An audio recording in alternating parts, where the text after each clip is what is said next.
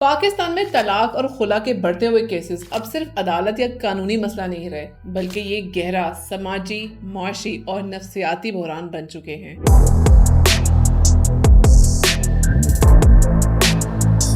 Report کے مطابق پچھلے چند سالوں میں پاکستان، خاص طور پہ پنجاب میں طلاق کے کیسز میں تقریباً 35% تک اضافہ ریکارڈ کیا گیا ہے۔ لاہور، کراچی اور اسلام آباد جیسے بڑے شہروں کی فیملی کورٹس میں روزانہ درجنوں سے لے کر سینکڑوں تک نئے کیسز فائل ہو رہے ہیں۔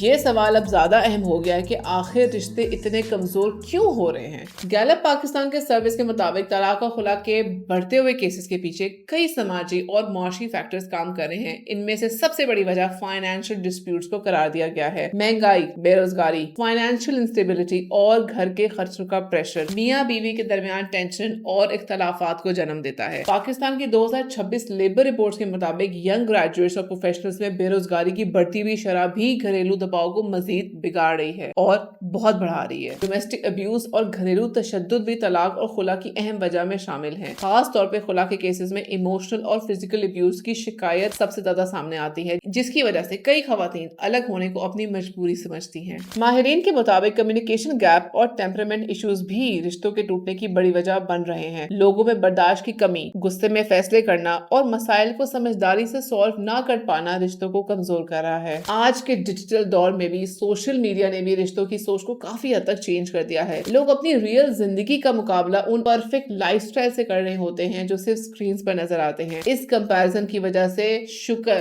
صبر اور ایک دوسرے کو سمجھنے کی صلاحیت آہستہ آہستہ ختم ہوتی جا رہی ہے۔ گیلپ پاکستان کی رپورٹس یہ بھی بتاتی ہیں کہ چینجنگ جینڈر ڈائنامکس نے بھی فیملی سٹرکچر کو متاثر کیا ہے۔ جیسے جیسے زیادہ خواتین تعلیم حاصل کر رہی ہیں اور کیریئرز کی طرف آ رہی ہیں، ویسے ویسے میرٹل ایکسپیکٹیشنز اور ٹریڈیشنل رولز میں بھی تبدیلی دیکھنے میں آ رہی ہے، اور اگر میوچل انڈرسٹینڈنگ اور رسپیکٹ نہ ہو تو یہ تبدیلیاں تنازعات کا سبب بن جاتی ہیں۔ اس کے ساتھ ساتھ ایکسٹرنل فیملی انٹرفیئرنس یعنی سسرال اور ایکسٹینڈڈ فیملی کی مداخلت بھی لوگوں کے رشتے میں ٹینشن کی بہت بڑی وجہ سامنے آتی ہے۔ جوائنٹ فیملی سسٹم میں پرسنل سپیس کی کمی اور بڑھتی ہوئی مداخلت اکثر میاں بیوی کے درمیان فاصلے پیدا کر رہی ہے۔ طلاق کا سب سے گہرا اور نظر انداز شدہ اثر بچوں پہ پڑتا ہے۔ سائیکالوجسٹ کے مطابق والدین کی جدائی بچوں کی مینٹل ہیلتھ، کانفیڈنس اور پرسنالٹی ڈیولپمنٹ کو متاثر کرتا ہے۔ بہت سے بچے ایموشنل انسیکیورٹی، انزائٹی اور تنہائی کا شکار ہو رہے ہیں، لیکن سوسائٹی اکثر ان کے اس خاموش درد کو نظر انداز کر دیتی ہے۔ ایکسپرٹس کے مطابق شادی کو صرف ایک سوشل سیریمنی نہیں بلکہ ایک بڑی ذمہ داری سمجھنا بہت ضروری ہے۔ ہر سکسیسفل رشتے کے پیچھے کمیونیکیشن، پیشنس،